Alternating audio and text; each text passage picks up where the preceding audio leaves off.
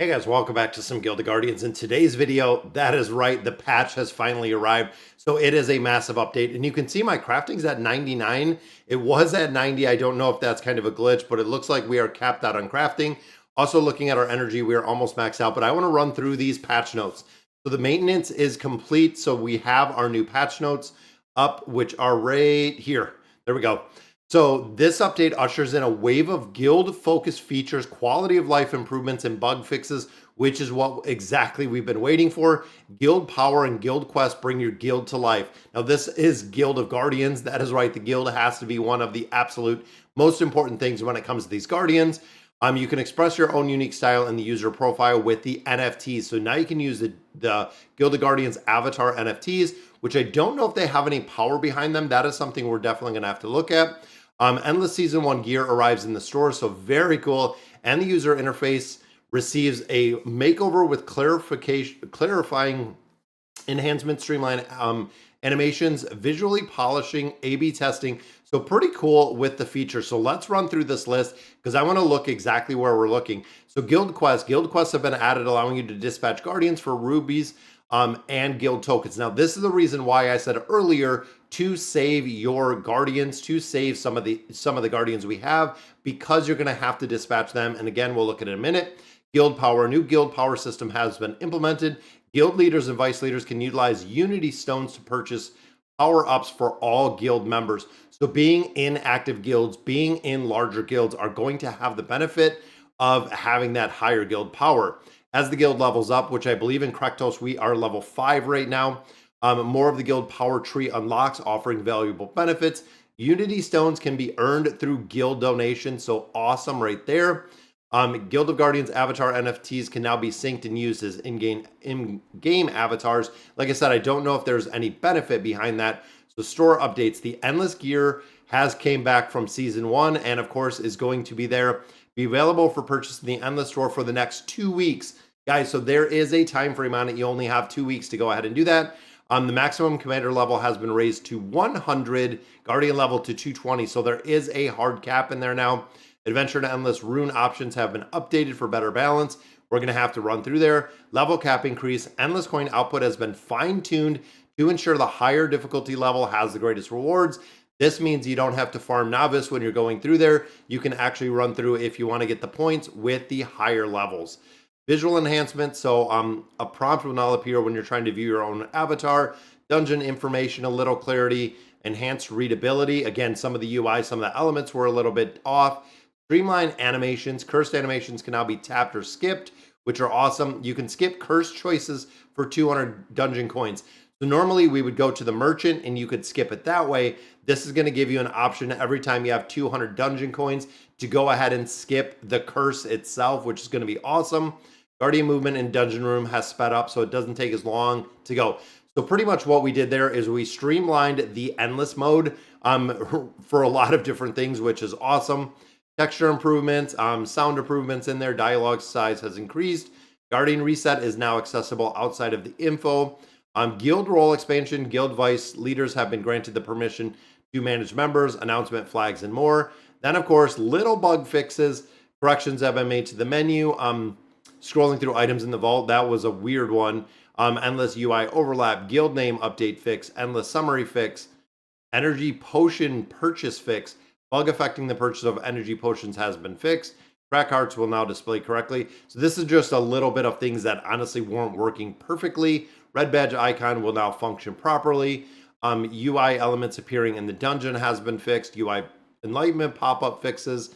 And then, of course, Morex invulnerability fix no longer remains in a visible state after being pulled by the Dark Vortex. Again, those are a little bit of bugs. And then there are some A/B testing, loading screens, tutorial pointers, removal of tutorial cutscenes. So definitely some changes. Let's check out the guild and see what we can see in here. And there we go. So on the bottom, it has member shop, donate, like we've already seen. Donate, I already did my donations. Here is the power. So you can see there are a bunch of different levels. So guild donation rewards increased by 5%. Awesome. So you can see we're already at level 1 right here. It looks like we have a lot of these guild 27,000 over here. What else do we have? Carriage. Time spent on guild quests reduced by 6%. Nice. Guild quest rewards. I would go with the rewards versus the time because I don't know exactly how many guild quests there's going to be and if there's going to be essentially an endless amount of guild quests. And I don't know what the cooldown is on here. A lot of times, once you go up a level like we did right here with Bountiful, the cooldown timer will be like a day, 2, 3, 5, whatever it is, but you might have more time. Guild shop prices become cheaper. Awesome. Crafting energy regenerates faster. Very nice. Adventure comes faster.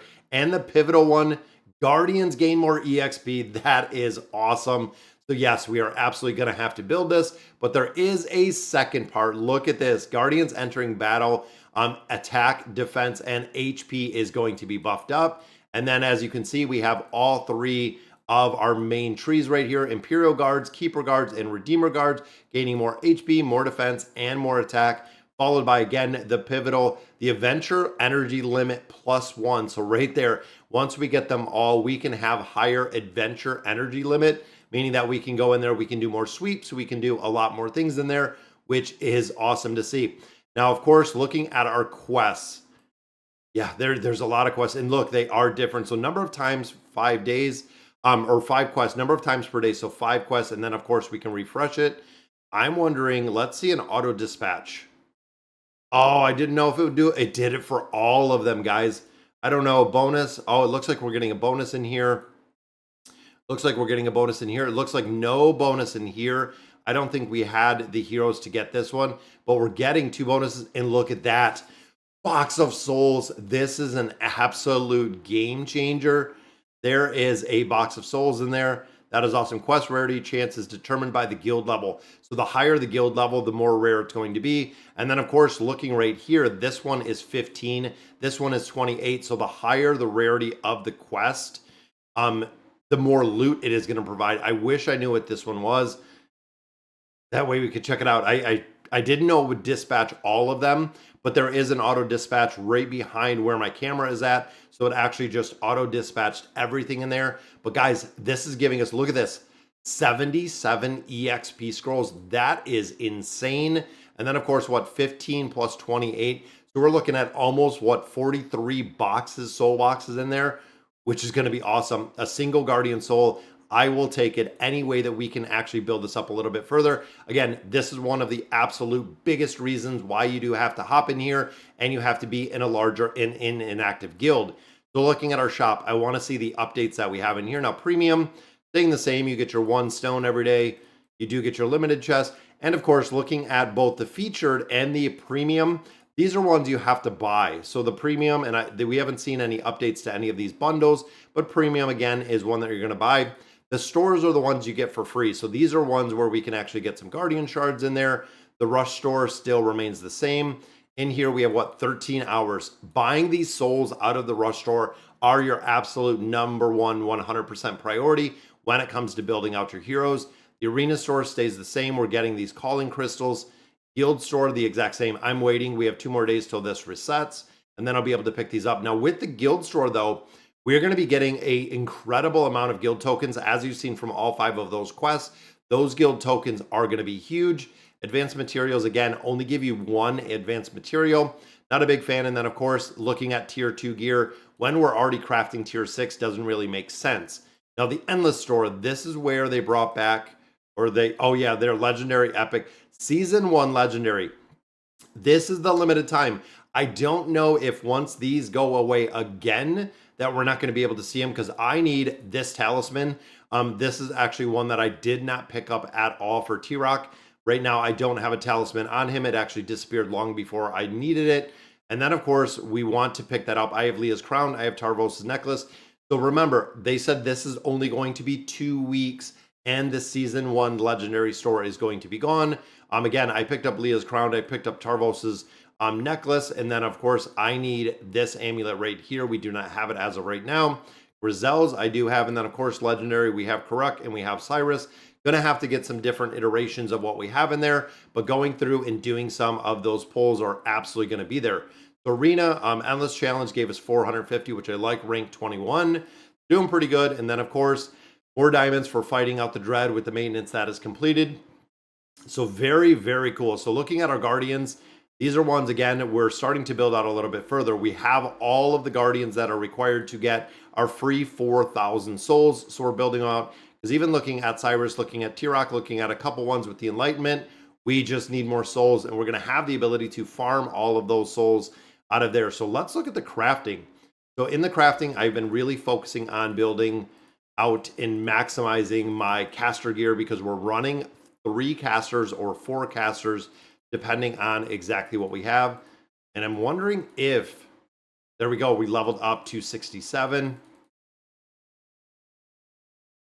Let's see, so we can buy, yeah, we can buy another 8 more energy in here today to go ahead and build this up. Now, when it comes to energy, guys, this is something you have to buy every single day when it comes to not only your maximum level, but also getting these chests. So out of these chests, you want to make sure that you're getting all of the loot out of here, because this is one of the major places that we are farming those EXP scrolls to actually build up these heroes or these guardians. It makes a game-changing difference with the amount that you can actually go in here. Legendary Magic Bag is now on cooldown, so we're going to have to wait in this one, unfortunately, but we burned through all of our crafting energy. Once the bag is done with cooldown, I'm going to continue and get all of my other resources out of there. Then, of course, the Endless is up with the new look and going into a higher level. So I'm going to actually continue to farm out Masters, but farming out Masters is going to give us the ability.